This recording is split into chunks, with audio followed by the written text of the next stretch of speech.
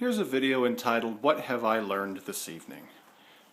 Well, let's talk about the good things. First of all, ta-da! System is normal. Got batteries in the 4010. Here they are right here. Wired up. That guy's not part of the battery, so I don't think he is. But wired up into the panel.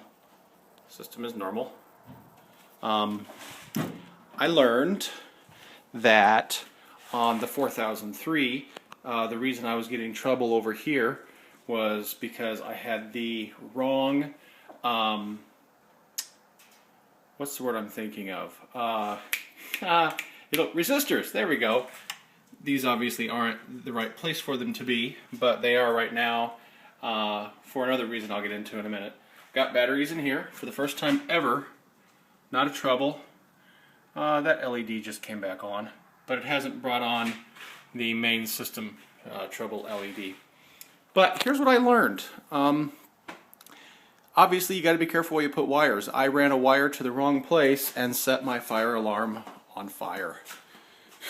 This is the voice controller assembly that was in the panel, and as you'll see, if it'll focus, right there, flame actually broke out and was actually on fire in the panel. So I unplugged it real quick, pulled the batteries off.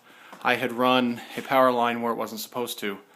But luckily I had a spare voice controller assembly board.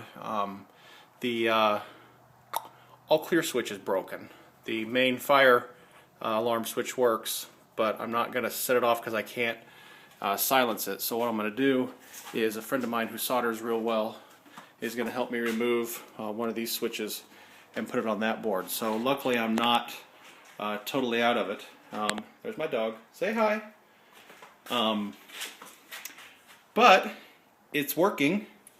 We've got system as normal, and with the other board in there, it's working. I don't have a key in my annunciator. Ha! Love it. And of course now the 4004 is going off.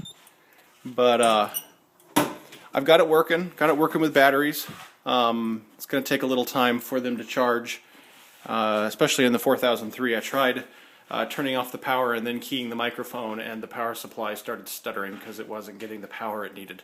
So I'm going to have to wait until they finish fully charging to try to run them on a battery state.